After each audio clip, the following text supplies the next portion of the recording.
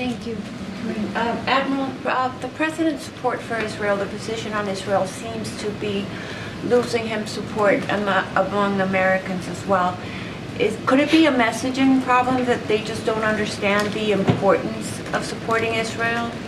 Well, I can't speak for every American citizen. I can tell you just a couple of things. The President doesn't make national security decisions based on polls. He makes it based on principles. And there are some core principles that are at stake here. Of course, Israel's right to exist as a nation and to defend their citizens against attacks like that happened on the 7th of October. He knows that there are strong feelings on all sides here, and he appreciates that. He respects that. And our team has been in touch with communities all over the country about those feelings, about those concerns. We do take that seriously. And that's why, in addition to making sure that we can help Israel defend itself, we are also leading the world in terms of trying to make life better for the people of Gaza right now. We are the country that has really led the effort to get additional humanitarian assistance in. Now, obviously, we have partners helping us, but I mean, it's the United States really pushing and convening those discussions to get humanitarian assistance in. And we continue to talk to our Israeli counterparts, as Secretary Austin did yesterday, as Jake did a few days ago in Tel Aviv, to be more careful, more cautious, more deliberate in the way that they are pursuing their military operations, particularly as they now gravitate more to the south. And they have been receptive to those messages, and as I've said many times, they have taken some actions to be more careful. Anita. Thank you so much. We've heard various proposals for international trusteeship in post-war Gaza, including one from former Prime Minister Ehud Olmert, who's suggesting, let me say this carefully, an international peacekeeping force drawn from NATO countries and overseen by the UN.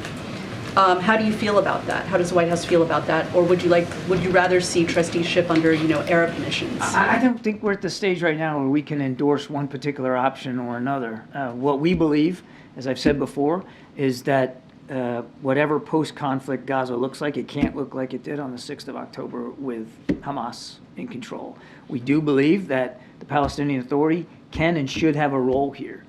But we also believe that the Palestinian Authority has some work to do in terms of revamping and revitalizing its own structures, its own organization, its own leadership approaches, so that it can be credibly involved in governance post-conflict. Do you have a preference for whose auspices they should do that under? Again, we're still working our way through the modalities of what that can look like, but we do believe that the Palestinian Authority can and should have a significant role in terms of what governance looks like in Gaza post-conflict. And then on this naval mission, how does the White House see the scope of it, and how do you keep this from metastasizing into a larger, wider conflict?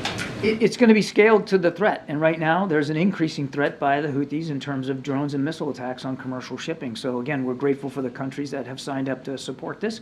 We'll see, it's just now getting started, so it's too soon for me to say that what its trajectory is going to be, whether it's going to get much bigger or need to get much smaller, or where it's going to, or how its operations are going to be conducted. But this is something that international navies know how to do and know how to work together to counter. So we'll see where it goes. But it is an important body of water, an international waterway for global commerce, and we have to, all of us, not just the United States, all of us have to take that responsibility seriously to keep that free flow of navigation.